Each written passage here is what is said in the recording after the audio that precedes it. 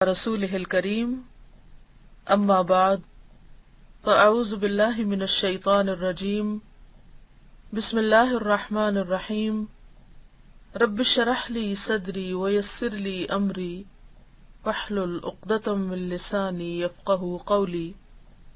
کتاب معروفات و منکرات، دوسری فصل پڑھتے ہیں، درجات اور آداب۔ معلوم ہونا چاہیے کہ نیکی کا حکم دینے اور برائی سے روکنے کے 4 رکن ہیں، 4 پلرز ہیں۔ پہلا یہ کہ روکنے والا بالغ مسلمان اور روکنے کی قدرت رکھنے والا ہو، یعنی اس میں طاقت بھی ہو، اور یہ انکار کے وجوب کی شرط ہے،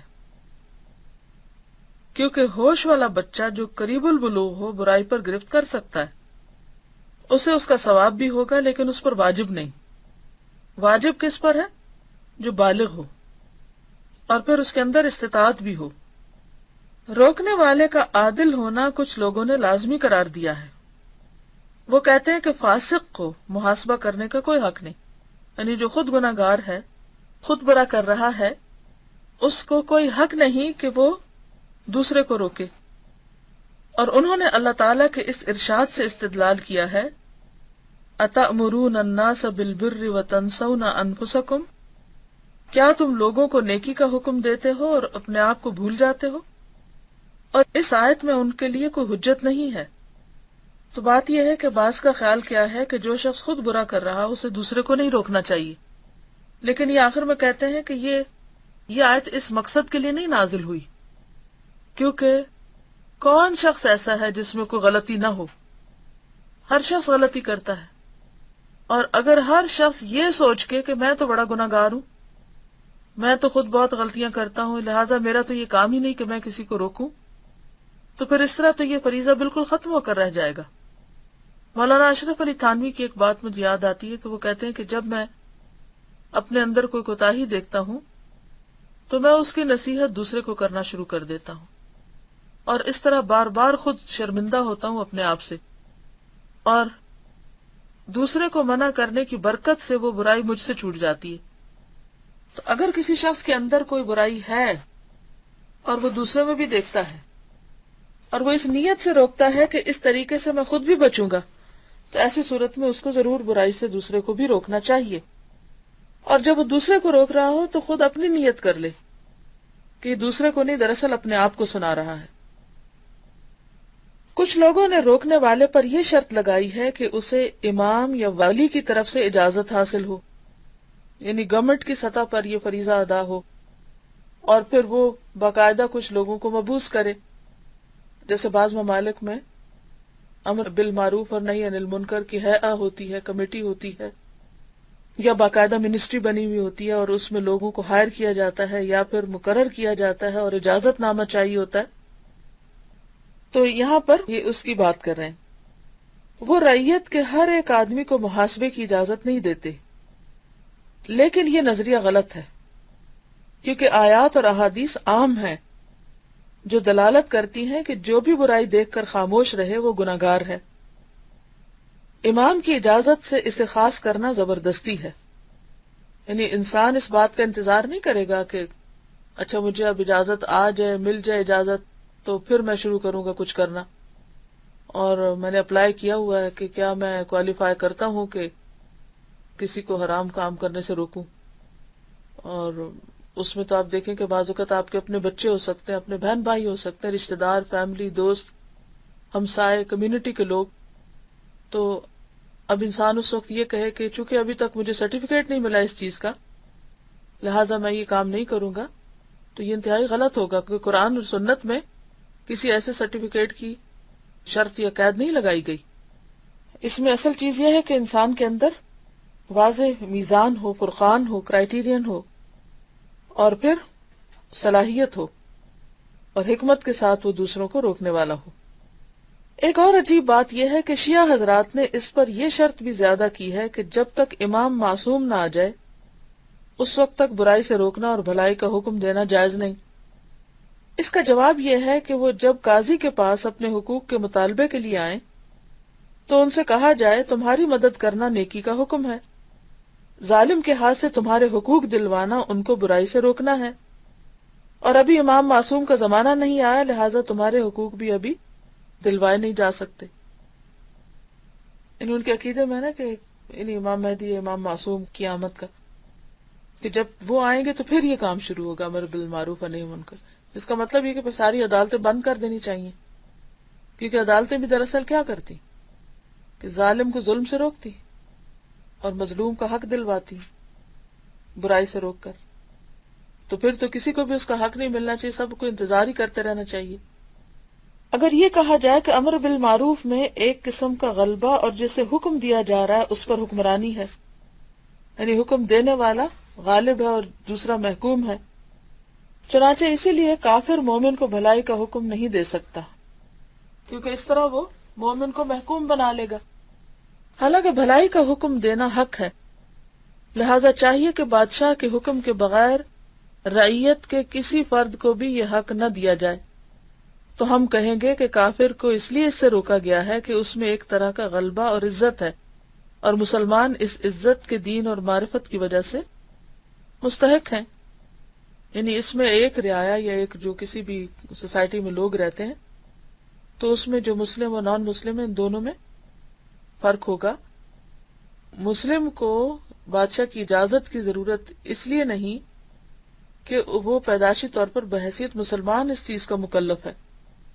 پھر کہتے ہیں کہ معلوم ہونا چاہیے کہ محاسبے کے 5 مراتب ہیں، یہ بہت اہم ہے۔ محاسبے کے 5 مراتب ہیں، 5 درجے ہیں۔ نمبر 1، گناہ کی صرف نشاندہی کرنا، کسی کو صرف یہ بتا دینا کہ یہ غلط ہے، یہ نہ کہنا کہ غلط ہے اور چھوڑ دو، بلکہ کیا بتانا کہ یہ صحیح ہے اور یہ غلط ہے۔ نمبر 2، نرم الفاظ سے نصیحت کرنا، یعنی یہ بھی بتانا کہ غلط ہے اور پھر یہ کہنا کہ چھوڑ دو۔ نمبر 3، سختی اور درستی بھی سختی کو کہتے ہیں، اس سے برائی کو روکنا، یعنی ہارشلی، مثلا یہاں تک کہہ دینا کہ اے احمق، اے جاہل، کیا تو اللہ سے نہیں ڈرتا وغیرہ، یعنی ڈانٹ کے کہنا، جسے والدین عموماً بچوں کو کرتے ہیں۔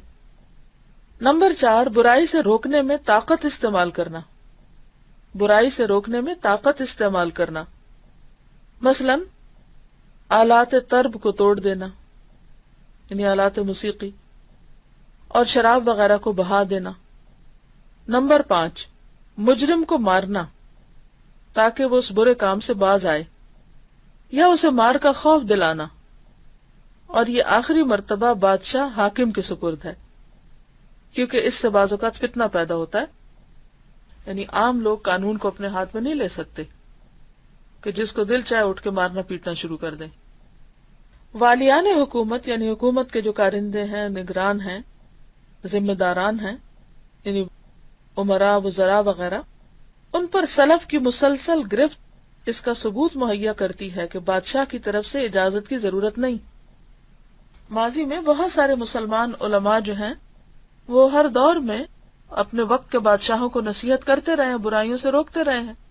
اب اگر وہ پہلے تو بادشاہ سے اجازت مانگے کہ آپ ہمیں اجازت دیں کہ ہم آپ کو روکیں، تو اس صورت میں تو پھر وہ کرنے سے رہے، تو انہوں نے کسی اجازت کے ساتھ یہ کام نہیں کیا بلکہ اپنا فریضہ سمجھتے ہوئے کیا۔ اگر کہا جائے کیا بیٹا باپ کا یعنی بچہ ماں باپ کو، غلام مالک کا، بیوی شوہر کا، اور رعیت والی کا محاسبہ کر سکتے ہیں یا نہیں، یعنی جو تو حاکمیت کے درجے پر ہیں ان کے لیے تو کچھ مشکل نہیں، یعنی کوئی بادشاہ ہو، والی ہو، مالک ہو، شوہر ہو، وہ بھی قوام ہے، تو ان پر تو خیر فرض ہے ہی، یا ایھا الذین آمنوا قوا انفسکم واہلیکم نارا، ان پر تو ایک فریضہ ہے ہی، لیکن کیا وہ جو محکوم کے درجے میں ہے، جیسے رعایا کا کوئی فرد بادشاہ کو روکے، یا غلام اپنے آقا کو روکے، یا بیوی شوہر کو روکے، کیا وہ ایسا کر سکتے ہیں، یعنی ان کا محاسبہ کر سکتے ہیں یا نہیں؟ تو ہم کہیں گے کہ اصل ولایت تو ہر ایک کے لیے ثابت ہے، ہم نے اس کے 5 مراتب مقرر کیے ہیں، یعنی ذمہ داری تو ہے لیکن اس کے پھر 5 مرتبے ہیں، درجے ہیں، لیولز ہیں۔ بیٹا گناہ کی نشاندہی اور نہایت نرم انداز سے نصیحت کر سکتا ہے، جس طرح حضرت ابراہیم علیہ السلام نے اپنے والد کو کی، اس میں ان کا انداز کیا تھا؟ یا ابتی، یا ابتی، بہت پیار کا انداز تھا کہ ابا جان، یعنی اس میں عزت احترام باقی رہی، یعنی کسی بھی موقع پر انہوں نے ان کے اپنے والد کے حق ولدیت کو پامال نہیں کیا۔ تو اولاد اگر ماں باپ کو نصیحت کرے تو کیا کرے؟ دوسرے درجے میں جو آتا ہے نا اوپر، نرم الفاظ سے نصیحت، نرم انداز سے نصیحت کر سکتا ہے، اور 5ویں مرتبے میں سے وہ آلات ترب کو توڑ سکتا ہے، شراب گرا سکتا ہے۔ یعنی اگر باپ جو ہے وہ ایسا کوئی کام کرتا ہے تو وہ روک سکتا ہے۔ بس اسی ترتیب کو غلام اور بیوی کے لیے سمجھنا چاہیے، یعنی شوہر سے بات کرے تو نہایت نرم انداز سے، اور اسی طرح یہ ہے کہ اگر گھر میں کوئی ایسی چیزیں ہوں جیسے شوہر شراب پیتا ہو تو وہ اس کو گرا سکتی ہے۔ نیز یہ کہ رعیت کا بادشاہ سے معاملہ بیٹے سے زیادہ سخت ہے، یعنی اگر عوام بادشاہ کا محاسبہ کر سکتے ہیں تو بیٹا باپ کا کر سکتا ہے۔ شرط کیا ہے؟ نرم انداز سے کرے، سختی نہ کرے، ان کا جو مقام ہے یا عزت ادب احترام ہے اس کو پامال نہ کرے، ٹھیک ہے نا؟ ایک فرض کو ادا کرتے ہوئے دوسرے فریضے کو بھولنا نہیں چاہیے۔ تو ایک فرض کیا ہے؟ برائی سے روکنا، اور دوسرا فرض کیا ہے؟ والدین کا ادب اور احترام اور عزت۔ یعنی آپ کو یہ تو اجازت ہے کہ آپ والدین کو غلط کام سے روکیں، لیکن اس کی اجازت نہیں کہ آپ ان کا ادب اور احترام جو ہے اسے پامال کریں۔ تو رعیت کا بادشاہ سے معاملہ بیٹے سے زیادہ سخت ہے، یعنی والدین کے ساتھ وہ صرف پہلے اور دوسرے مرتبے میں محاسبہ کر سکتا ہے، گناہ کی نشاندہی اور نرم الفاظ سے نصیحت۔ پھر یہ بھی ہے کہ محاسبہ کرنے میں محاسبے کی طاقت ہونا شرط ہے۔ طاقت کس قسم کی؟ علم کی طاقت، زبان کی یعنی بولنے کی صلاحیت، اور اسی طرح بعض کیسز میں فزیکل اسٹرینتھ چاہیے۔ عاجز تو برائی کو صرف اپنے دل سے برا سمجھ سکتا ہے، یعنی جو کمزور لوگ ہیں۔ اسی طرح جب معلوم ہو کہ اس کے روکنے کا کوئی فائدہ نہیں ہے تو اس کی بھی 4 حالتیں ہو سکتی ہیں، یعنی بعض اوقات آپ سمجھتے ہیں کہ آپ کر تو سکتے ہیں لیکن اس سے فائدہ کچھ نہیں ہوگا، تو پھر کیا کرے انسان؟ کیا برائی سے روکے یا نہ روکے؟ یہ بہت اہم چیز ہے سمجھنے کی، ورنہ انسان اپنے دل میں گلٹی فیل کرتا ہے، کہ یعنی اپنے اندر ایک گلٹ پال لیتا ہے کہ میں نے روکا نہیں، مجھے پتا ہے اور یہ ظالم ہے، مجھے اس کو ظالم کہنا چاہیے، بتانا چاہیے، اور میں ایسا نہیں کر سکا۔ تو پھر انسان ایک پریشانی کی کیفیت میں مبتلا ہو جاتا ہے جب اتنی زیادہ اہمیت دیکھتا ہے۔ تو اس میں پھر کیا کرے؟ پہلی یہ کہ اسے معلوم ہو، یہ بہت اہم باتیں ہیں جو یہیں اسی کتاب میں آپ کو ملیں گی، انہوں نے بہت اچھی طرح کو کیٹیگرائز کیا کہ جب کسی کو معلوم ہو کہ برائی سے روکنے کا کوئی فائدہ نہیں تو پھر کیا ہو۔ پہلی یہ کہ اسے معلوم ہو کہ اس کے قول یا فعل سے بغیر کسی تکلیف پہنچنے کے برائی ختم ہو جائے گی، تو اس پر واجب ہے کہ برائی کو روکے۔ یعنی اگر انسان یہ سمجھتا ہے کہ اس کو کسی کو روکنے سے اس کا کوئی نقصان نہیں ہے تو ایسی صورت میں پھر اسے روکنا چاہیے۔ دوسری یہ کہ اسے معلوم ہو کہ اس کے کہنے کا کوئی فائدہ نہ ہوگا، اور اگر بولے گا تو اسے مارا جائے گا، ایسی صورت میں اس پر برائی کو روکنا واجب نہیں۔ یعنی مثلاً اگر آپ کسی ایسے شخص کو روکیں کہ جو آپ کی پٹائی شروع کر دے تو پھر آپ نہ روکیں۔ مثلاً اگر بیوی سمجھتی ہے کہ شوہر کو کسی بات سے اگر اس نے روکا تو شوہر فزیکلی ابیوز کرے گا، مارے پیٹے گا، تو ایسی صورت میں پھر خاموشی اختیار کر لے۔ تیسری یہ کہ اسے معلوم ہو کہ اس کے کہنے کا کوئی بھی فائدہ نہ ہوگا اور اسے کوئی تکلیف بھی نہیں پہنچے گی، تو فائدہ نہ ہونے کی وجہ سے اس پر کہنا واجب نہ ہوگا، لیکن شاعر اسلام کے اظہار اور دین کے ذریعے نصیحت کے لیے کہنا مستحب ہوگا۔ مثلاً بعض والدین اپنے بچوں کو کہتے ہیں نماز پڑھو، بچے سنتے ہی نہیں، اور بعض کیسز میں جتنی دفعہ زیادہ کہتے ہیں اتنا زیادہ چڑ کے دور ہو جاتے ہیں، اور اس میں اندیشہ اس بات کا ہو سکتا ہے کہ وہ بالکل خدا کے بنا منکر ہو جائیں اگر ایک چیز کی بہت زیادہ سختی کریں گے۔ تو ایسی صورت میں اگر انسان کبھی کبھار کہے اور باقی اوقات میں خود اس کے سامنے پڑھ لے اور خاموشی پر اختیار کر لے تو پھر کیا ہے؟ اس میں پھر گناہگار نہ ہوگا۔ اس کا یعنی کہ شروع سے ایسے کرے، شروع میں انسان اپنا فرض پورا کرے، اس کو دین کی سمجھ بوجھ دے، اس کو بات سمجھائے، اسے کہے، لیکن اگر انسان یہ سمجھے کہ کہنے سے اس کو تکلیف پہنچے گی تو پھر اس صورت میں اس کے لیے آپشن ہے، چوائس ہے۔ چوتھی یہ کہ اسے معلوم ہو کہ اسے تکلیف ضرور پہنچے گی لیکن اس کے فعل سے برائی ختم ہو جائے گی۔ مثلا یہ کہ سارنگی کو توڑ دے اور شراب انڈیل دے اور اسے معلوم ہو کہ اس کے بعد اسے مار پڑے گی، تو اس سے روکنے کا وجوب اٹھ جائے گا اور استحباب باقی رہ جائے گا۔ یعنی اگر وہ مار کھانے کو تیار ہے تو وہ ایسا کر سکتا ہے، لیکن یہ ہے کہ بہرحال اس پہ واجب نہیں رہا، کیونکہ حدیث میں آیا کہ بہترین جہاد ظالم بادشاہ کے سامنے کلمہ حق کہنا ہے، اور اگر انسان کلمہ حق کہے تو اس میں پھر انسان کے لیے اس بات کا اندیشہ ہے کہ وہ اس کے شامت آئی اور اس کے اوپر آخری درجے کی تکلیف ہو۔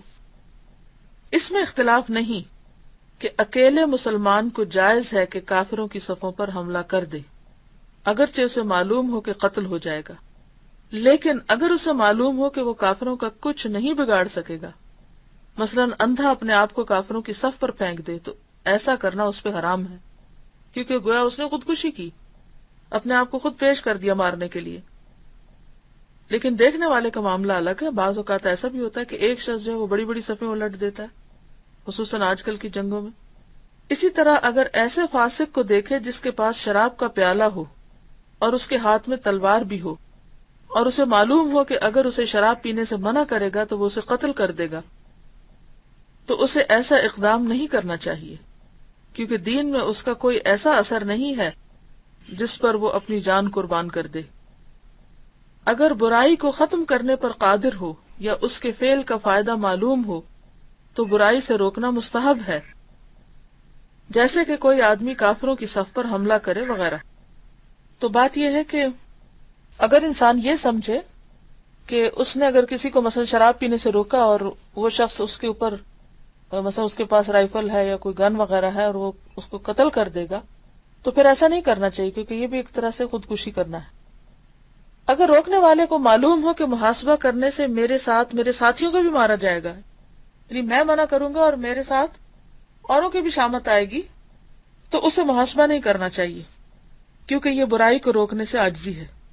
اگر کسی آدمی کا گمان غالب یہ ہو کہ اسے تکلیف پہنچے گی تو اس پر برائی سے روکنا واجب نہیں۔ ہاں، غالب گمان یہ ہو کہ اسے کوئی تکلیف نہ ہوگی تو اس پر واجب ہوگا۔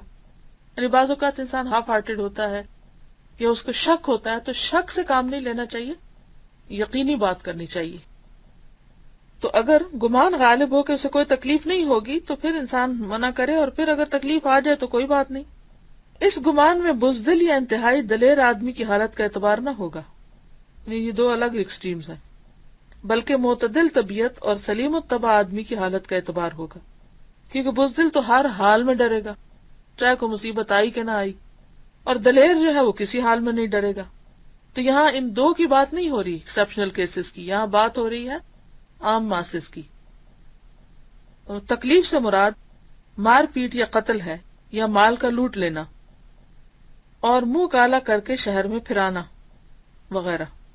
صرف گالی گلوچ کا ہونا خاموش رہنے کا عذر نہیں ہے، کیونکہ نیکی کا حکم دینے والے کو عموماً ان باتوں سے واسطہ پڑتا رہتا ہے۔ اس کا مطلب کیا ہے کہ آپ کسی کو بھی نصیحت کریں گے تو اس کو بری لگے گی، اس کو کڑوی لگے گی، اسے تکلیف ہوگی۔ اب آپ کہیں کہ نہیں وہ پھر مائنڈ کر جائے گا، یہ کوئی جواز نہیں کسی کو برائی سے نہ روکنے کا، کیونکہ کون مائنڈ نہیں کرے گا۔ بعض اوقات یہ کہتے ہیں کہ نہیں پھر وہ مجھ پہ باتیں کرے گا، مجھے تانے دے گا، میرا جینا دوبھر کر دے گا، مجھے ٹانٹ کرے گا، مجھے ستائے گا، تو یہ بھی کوئی جواز نہیں، کیونکہ یہ تو اکثر ہوتا ہے، آپ نہ بھی کریں کچھ کسی کو برائی سے روکنے کا کام، تب بھی لوگ آپ پہ ٹانٹ کریں گے۔ تو باتوں سے نہیں گھبرانا چاہیے۔ ہاں، اگر آپ سمجھے کہ آپ کو مار ڈالے گا یا کوئی ہڈی توڑ دے گا یا منہ کالا کرا کے گدھے پہ سوار کر کے ادھر ادھر پھرائے گا یا بہت ذلیل و خوار کرے گا، تو اس صورت میں انسان پھر اگر دوسرے کو نہ روکے تو کوئی بات نہیں۔ اور پھر یہ جو دو حالتیں بتائیں نا ان کو بھی ذہن میں رکھیے۔ اور تکلیف سے مراد مار پیٹ یا قتل ہے، یا مال کا لوٹ لینا اور منہ کالا کر کے شہر میں پھرانا وغیرہ۔ صرف گالی گلوچ کا ہونا خاموش رہنے کا عذر نہیں کہ انسان کسی کو بات نہ کرے کہ مجھے گالی پڑے گی، کیونکہ نیکی کا حکم دینے والے کو عموماً ان باتوں سے واسطہ پڑتا رہتا ہے۔ دوسرا رکن یہ ہے کہ جس چیز میں محاسبہ ہو وہ منکر ہو، یعنی اگر آپ کسی کو حلال چیز سے روک رہے ہیں تو یہ کوئی نہی عن المنکر نہیں، آپ کسی کو روکیں تو برے کام سے روکیں، اچھے کام سے نہیں روکے. موجود فی الحال ہو، یہ نہیں وہ کہے وہ 5 سال پہلے تمہارے اندر یہ خرابی پائی جاتی تھی تو میں اب آپ کو روکتی ہوں اس سے، یہ کوئی بات نہ ہوئی. یعنی وہ فی الحال، یعنی اس حال میں، ایٹ پریزنٹ وہ اس کے اندر ہو، ظاہر ہو، یعنی سامنے نظر آ رہی ہو. اور منکر ہونے کا مطلب یہ ہے کہ شریعت میں اس کا وقوع ناجائز ہو. یعنی منکر سے کیا مراد ہے کہ شریعت اس کو ناجائز قرار دیتی ہو. منکر برائی جس سے روکا جا رہا ہو، معصیت سے عام ہے، یعنی گناہ سے عام لفظ ہے. جو شخص بچے یا دیوانے کو شراب پیتے دیکھے اس پر لازم ہے کہ شراب کو انڈیل دے، یعنی گرا دے، اور اسے اس سے منع کرے. اسی طرح اگر کسی دیوانے کو دیوانی عورت سے یا کسی جانور سے بدفعلی کرتے دیکھے تو اس پر لازم ہے کہ منع کرے. یعنی اس میں گناہ بھی ہے اور یہ برائی بھی ہے، اخلاقی برائی بھی ہے. تو اب بعض اوقات انسان کسی عاقل کو دیکھتا ہے، سمجھدار کو برا کام کرتے ہوئے، اور بعض اوقات کسی ناسمجھ کو. تو خواہ کرنے والا کوئی ناسمجھ ہی ہو، بچہ ہی کیوں نہ ہو، جب انسان برا کام کرتے کسی کو دیکھے تو اس کو منع کرے. بعض لوگ کہتے ہیں اچھا بچہ ہی ہے نا، خیر ہے، کوئی بات نہیں، جھوٹ بول دیا تو کیا ہوا. نہیں، بچے کا بھی جھوٹ اگنور نہ کرے. آپ اپنا فریضہ ادا کر دیں، آپ سمجھا دیں، پھر اس کے بعد اس کے حال پہ چھوڑ دیں، کیونکہ ہدایت تو اللہ ہی کے ہاتھ میں ہوتی ہے. ہمارے سمجھانے سے تو کسی کو ہدایت نہیں ہوتی، ہم تو ایک ذریعہ ہوتے ہیں صرف بتانے والا. ہمارا یہ کہنا کہ موجود فی الحال ہو، یہ شرط اس لیے ہے کہ جو شراب پی کر فارغ ہو چکا ہو اسے اس فعل سے روکنا خارج از بحث ہے، اور نہ یہ افراد رعیت کا کام ہے. افراد رعیت یعنی رعایا کے لوگوں کا کام ہے. اور اس قید سے وہ منکر بھی نکل گیا جو آئندہ ہونے والا ہے. جیسے کسی آدمی کی حالت سے معلوم ہو کہ یہ آج رات شراب پینے کا ارادہ رکھتا ہے، اس پر محاسبہ نہیں مگر بعض کی صورت میں. یعنی اگر آپ کو شک پڑ جائے تو ایسی صورت میں آپ کیا کریں؟ اگر آپ کو شک ہو تو پھر ایسی صورت میں آپ اس کو پہلے سے نصیحت کریں، لیکن وہ نہی عن المنکر نہیں ہوگا. میرا خیال ہے کہ آج کے لیے چونکہ وقت کافی ہو چکا ہے، اتنا ہی کافی. السلام علیکم ورحمۃ اللہ وبرکاتہ. سبحانک اللہم وبحمدک، نشہد ان لا الہ الا انت، نستغفرک ونتوب الیک.